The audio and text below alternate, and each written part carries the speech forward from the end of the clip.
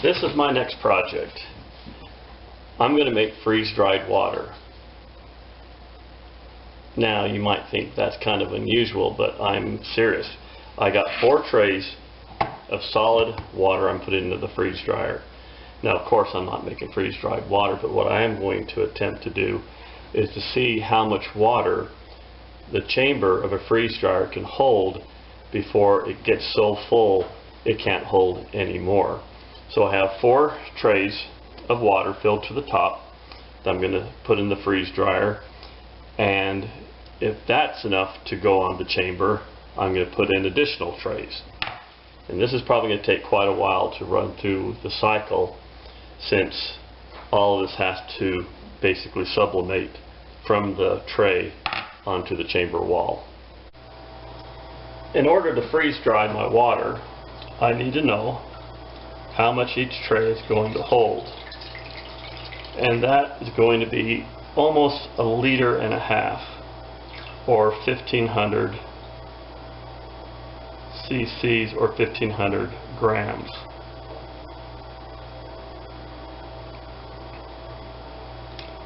So we're actually going to fill each tray with 1,550 grams of water. Now, I've freeze-dried milk in the past and haven't had a problem with freeze-drying milk. But milk is not a really good example of trying to measure capacity for a freeze dryer, because when you think about it, milk, whole milk, is only 88% moisture. There's a lot of foods out there that have much more moisture than milk does. For example, lettuce, cucumbers, radish, celery, tomatoes, spinach, melons, cabbage, asparagus, pink grapefruit, strawberry, spinach, peppers, eggplant, cantaloupe, kale, squash. All those have between 91 to 96% moisture. So the reason to do this exercise is to find out how much moisture can be loaded on the chamber wall of a Harvest Right freeze dryer, and then once we can determine how much moisture can be loaded into a freeze dryer, we can determine the maximum amount of produce or food that we can put on a tray and have it successfully be freeze dried. So that's the whole point of this. So I'm going to empty this tray. I'm going to put these trays into my freezer.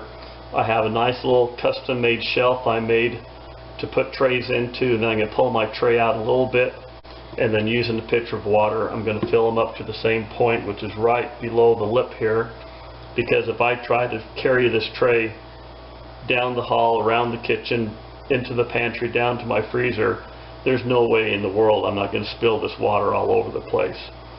So just like you fill the trays in your freeze dryer, I'm going to do the same thing in my freezer, and I'm going to fill 8 trays total, because I know that my freeze dryer will easily take 4 trays, and so I'm going to put additional trays in. So once one tray is supplemented down to nothing, I'll take that tray out and I'll put another tray in during the cycle.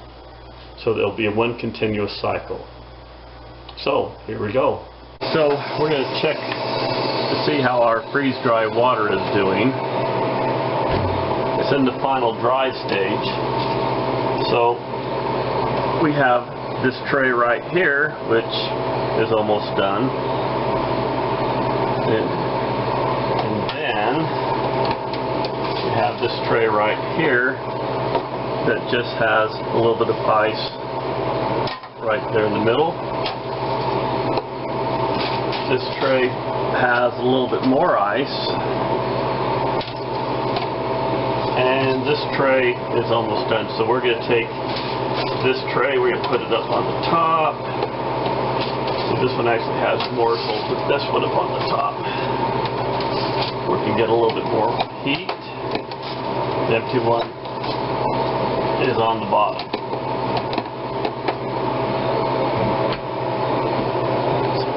Shut the valve and turn on the pump. Okay, we're going to check on the progress here. This tray has a little bit of ice in it.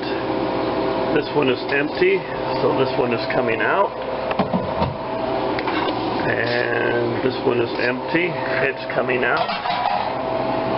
And in its place, we're going to add a new tray of ice here. And a new tray of ice here. Take a look, we have some room back on this side, we have some room in the top, we have some room on the side, and just a little bit of room in the bottom. So we're going to go ahead and close the valve and turn on the pump. Okay, we're 42 hours into the cycle, and the two original trays are now empty. The two trays we added are halfway empty. So what we're going to do, we're going to remove this tray here and this tray here and replace them with full trays.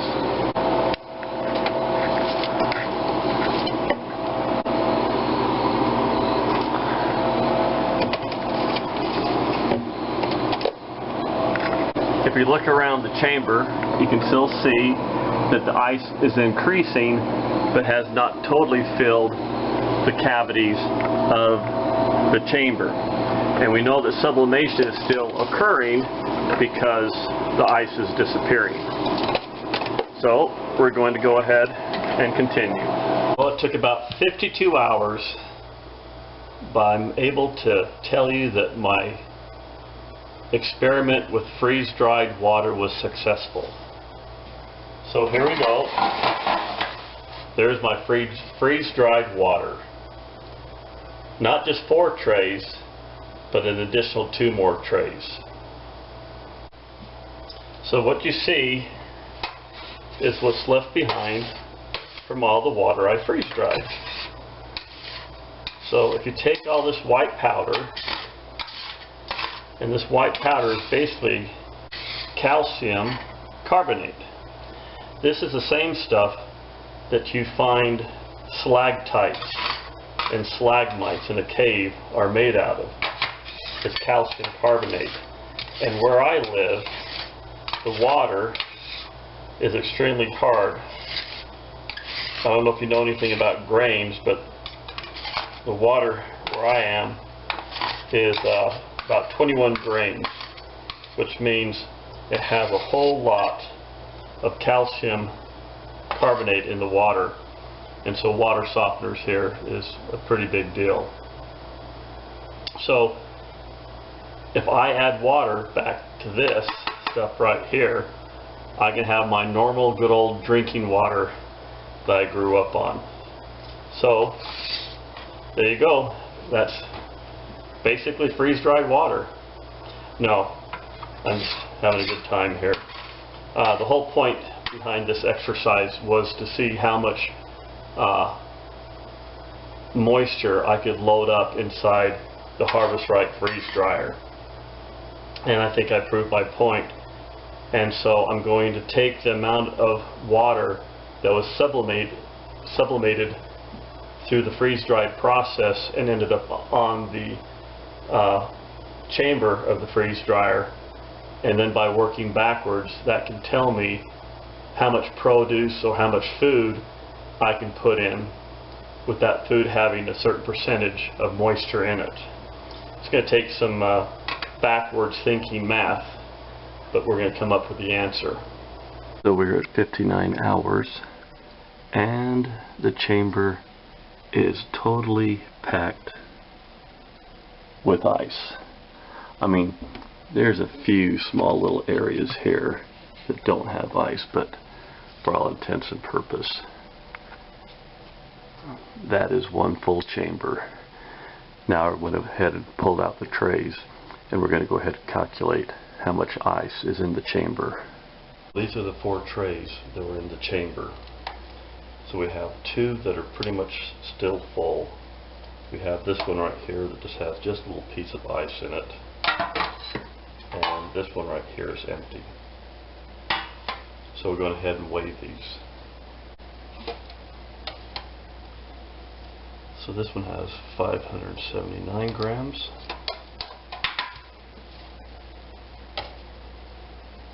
This one has 620 grams.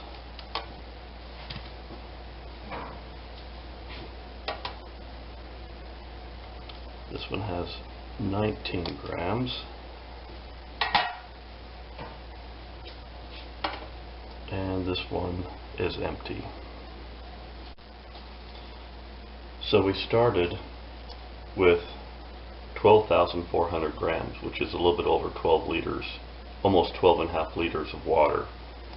And we ended up with 1,218 grams of ice still in the trays, which is a little bit over 1 liter. So altogether, in the freeze-dried chamber, we have 11,182 grams of ice. That's a little bit over 11 liters. Information I gathered on the capacity of ice for a freeze dryer was with my 4-shelf freeze dryer. If you have a 3-shelf freeze dryer or a 5-shelf freeze dryer, the ice could be a little bit more or a little bit less. But the information I gathered is with a 4-shelf freeze dryer. So the absolute amount of ice, and I have to stress absolute, is around 11.4 liters or 3 gallons of water. That filled the entire cavity filled with ice. Now, each individual tray that I use will hold 1.5 liters or 0.4 gallons of water. So the total amount of ice that 4 trays would create would be 6 liters or 1.6 gallons of water. And this would be about 53% of total capacity. So now that we know how much ice a freeze dryer can hold, we can kind of work backwards to figure out how much food can be freeze dried. Now we just have to go back to some basics. The reason I like the metric system so much is because volume of water and weight of water is basically the same. So you have a liter of water equals a kilo of water, where in the English system, a gallon of water does not equal a pound of water. So you're going to have to kind of bear with me because I'm going to be using metric measurements that many people are not familiar with. So let's do an example. If carrots contain 85% of water, and that would be 0.85, and if a tray can hold 1.5 liters, and in this case we want to talk about weight, so we're going to be talking about kilos, then we can just kind of do the formula. So 85% times 1.5 kilos would equal 1.275 kilos or liters of water, and all this water would come out of the carrots and would be frozen on the chamber wall. And I hope you kind of followed that. So 1 kilo of carrots will deposit 1.3 liters of ice on the chamber wall.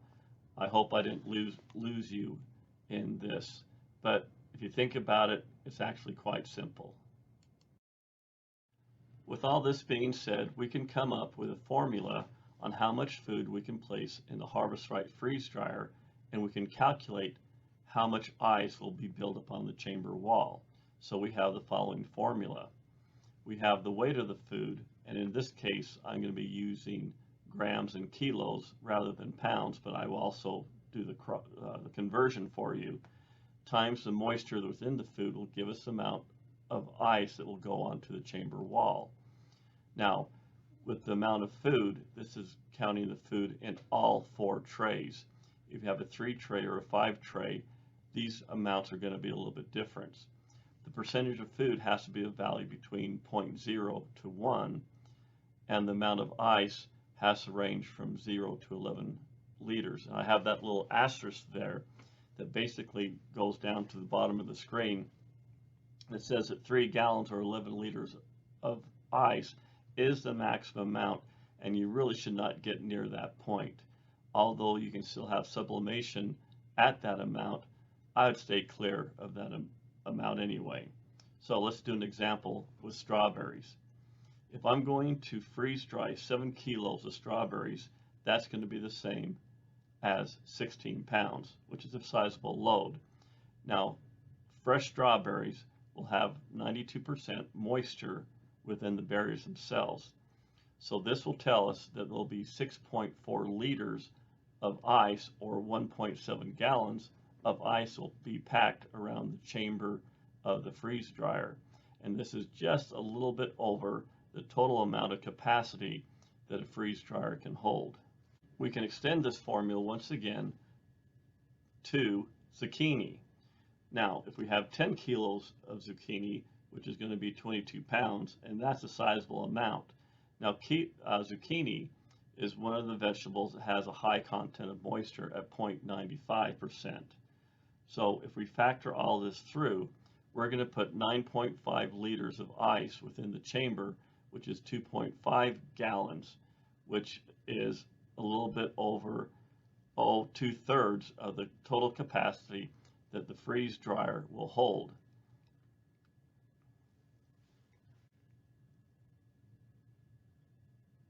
Now, with all this being said, I do have some hints and tips that might be useful for those who want to freeze dry larger amounts of food.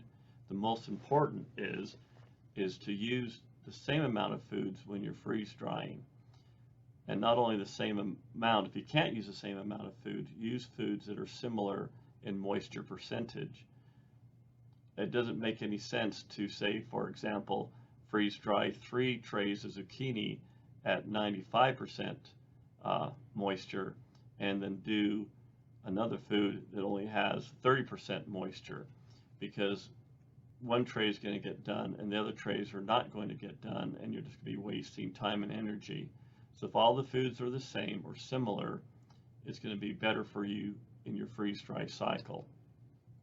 Another thing is place the same amount of food on each tray.